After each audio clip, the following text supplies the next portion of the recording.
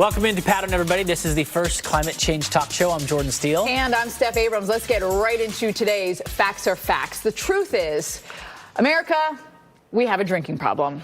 Yes, Americans use if you're not at home and you actually need to buy some water. Well, one Georgia city is partnering with local companies for a solution. Yeah, we're joined by John Bradbury, who is the mayor of Johns Creek in Georgia, to talk about a different idea. Thank you so much for being with us, Mayor Bradbury. And, you know, the city and its partners, they've created something called Creek Water, which I think you have sitting next to you. I guess give us an idea of what that is and how it's different. Coming from the brewery, is it water that they've used and it's been treated and now you guys are bottling that, so you're kind of a win-win-win here when we're talking? I think that's a lot, I mean, what residents want, especially right now. When you think of green states across the country, one might not think Georgia. So kind of talk to us about what that's like being a city in Georgia and trying to live this lifestyle. Do you feel like Georgians really want more of this? Oh, I think. And cheers I feel like to you gotta you. do a cheers. Yes, it's sir. a Friday, you know. Of course. It looked good. It looked like, I'm like, now I want to go to a brewery and try it out. I know, and I love that it's all local too. So you also are cutting down on the driving, you know, back and forth and whatnot. So it seems like a win-win-win-win for everybody. All right, we're going to get some climate headlines from Lynette Charles. Hey, Lynette. Hi, guys. It's Friday. Yes, it is. All right. It is. All right, let's talk about those We all know how obsessed I am with vertical farms. Yeah. And when you see these huge warehouses, It's crazy. really impressive to see. And it made sense with what you said, like some of these, let's say, island nations that don't have a lot of land. You put one of those on it, I mean, you're right. Especially if you could power with solar panels, too. Exactly. Right. I mean, even in people's backyards, if they don't have like a big Your apartment. Yeah, I got a 24 pod. There you it's go. still growing. It's on. It's been open almost a year, or past a year. That's amazing. It's been a long time. Lynette, thank you Okay. so much. Well, the U.S. Water Alliance has named the winners of this year's U.S. Water Prize, which highlights the work people are doing to make the water sector more sustainable. Yeah, this year's outstanding nonprofit organization is Dig Deep. This is a group that has worked to bring water infrastructures to communities without access. The Weather Channel's Dave Malkoff is going to show us the work that they're doing. So earlier this year, the Supreme Court ruled against the Navajo Nation's suit against the federal government in its dispute over water access. Justice Kavanaugh cited the 1886 peace treaty as the reason, saying it did not require the U.S. government to take, quote, affirmative steps to secure water for the Navajo Nation. Which makes me think, do we need to go back to that 1886 peace treaty and update it? Right? I don't know how that works. I don't know how treaties work and what that was like, but it's been 1886, 200 plus years.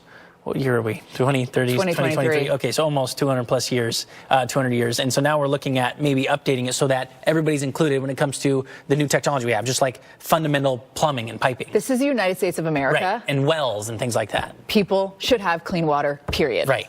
End of discussion. Right. All right, let's get a weather update with Train derailment turned entire communities upside down as that toxic substance leaked and burned around them. We're taking a look at the latest move from the Welcome back into Pattern. Back in February, a train carrying a toxic substance derailed in the small community of East Palestine, Ohio. Even after cleanup efforts, people have remained concerned for their own health and safety. Right, which makes sense. And that's why the EPA is reviewing a potential ban on vinyl chloride. Heather McTeer-Toney is the executive director of Beyond Petrochemicals, joining us now to explain this decision.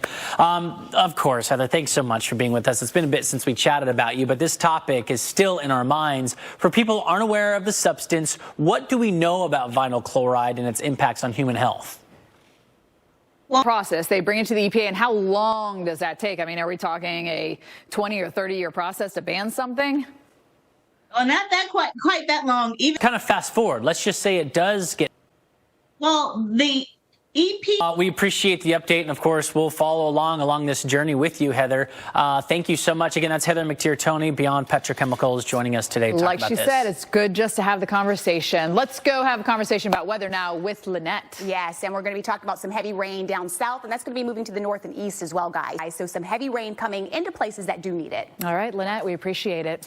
All right, so climate change having a surprising impact on international crime. We get to find out what pattern. This is your home for the latest news in climate change and sustainability. I'm Jordan Steele. And I'm Steph Abrams. Let's get into today's hot topics. Greek olive growers say after a tough season, they're having to fight off thieves. Yeah, this is crazy. That are trying to steal their crops. I would not have thought thieves would have to go after Because I would think you would olives. need a lot of olives to make olive oil, but maybe just for their... Where's your guard dog? Usually farmers want a have a guard dog? dog in America. You don't think? Well, no. First off, many people, you're not going to go on a farmer's land when we got to have a dog. A dog would alert you when someone's on your property. I'm more on the chainsaw thing. What is a quiet chainsaw, and why are there not quiet lawnmowers and quiet blowers? It makes the movie Texas Chainsaw Massacre completely different if it was electric than the gas. Wouldn't that be hilarious if it was? Yes. Well, I guess okay, we never can make mind. the That probably comedy wasn't. version. No, yeah. I mean. I know what you meant. I know what you meant. Okay, thank we you. know what you Thank meant. you. It's all Thank good. you. All right. Well, hot topic number 2 here. A company out of a hot beverage cup that is 100% biodegradable, doesn't use a plastic lid at all. It's called the Hot Cup. Pull it, get it together to Hard it was to open the milk when you were a kid, and you squeeze it, and you're like. Hopefully that's easier. Yeah, it looks like they just fold it together and then you just drink from there, yes. right? There's no kind of safe. What I like about this too is the lining it was talking about, that water-based lining. Because on usually the inside. that's plastic. PFAS. Yeah. I think there's PFAS in the normal cups that we get, and when you got some hot liquids.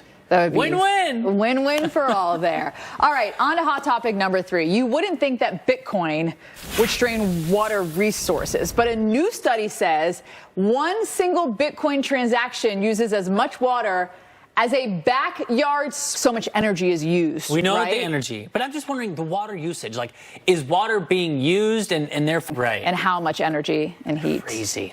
Well, drought is posing a bigger problem around the world as our planet warms. So, is there a way? Pattern, everybody. Picture the size of a 2-story home. Okay.